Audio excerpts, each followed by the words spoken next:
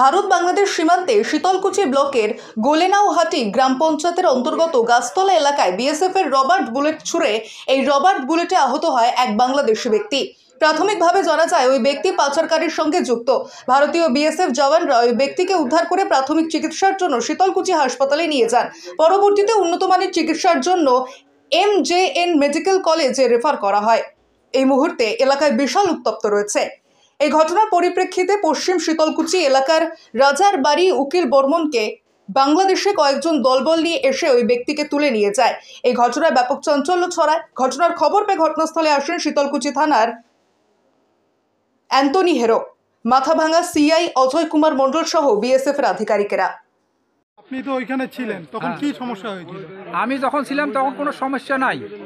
উকিল বর্মন যে 4 নম্বর গেটে, আমি গেছি 3 নম্বর গেটে। উকিল বর্মন কি জমিতে কাজ করছিল? হ্যাঁ, জমিতে কাজ কর, মেশিন চালাচ্ছে, সে বোরবার পানি দিচ্ছে। আচ্ছা, তারপর কি? আচ্ছা, পানি দেওয়ার পর আমাদের টাইম হয়ে গেছে। তা উকিল বর্মনকে বললাম, কাকু তুমি তো 4 নম্বর গেটে ঢুকছো, তো তুমি এই দিকে যাও, আমি 3 নম্বর ঢুকছি, আমি 3 নম্বরে যাবো। আচ্ছা, বাড়ি যাই, টাইম হয়ে গেছে। এবারে আমি চলে আসলাম, একটু টার্নিং আছে, টার্নিংয়ে ওধ হয়ে গেল। উকিল বর্মন যাইতেছে পূব পাশে, আমি আসলাম উত্তর পাশে। আসিয়া কিছু দূর আগে আমি আসি শুনি যে বাংলাদেশ থেকে শতাব্দী লোক আসিয়া উকিল বর্মনকে নিয়ে গেল। কিন্তু কেন যে নিয়ে গেল সেটা আমি বলতে পারবো না। কয়জনকে নিয়ে গেছে? 2 জন, ও স্বামী স্ত্রী, ওরা 2 জন। দুজনকে? হ্যাঁ। ওরা তো কাজ করছিল, কোনো কি মানে অবৈধ কাজ করছিল? না না না না, ওরা স্বামী স্ত্রী 2 জন গেছে। ওরা 2 জনে এই ক্ষেতির কাজ, মানে ধানের পানি দেওয়ার জন্য গেছি। শোনা যাচ্ছে পাশেই গুলি হয়েছে, গুলিতে আহত হয়েছে একজন বাংলাদেশি।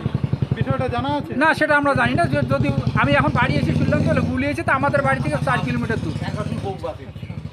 কি নাম আপনার এবং এই জায়গাটার নাম কি? এটা হলো রাজার বাড়ি। নাম কি আপনার? খালেক মিয়া।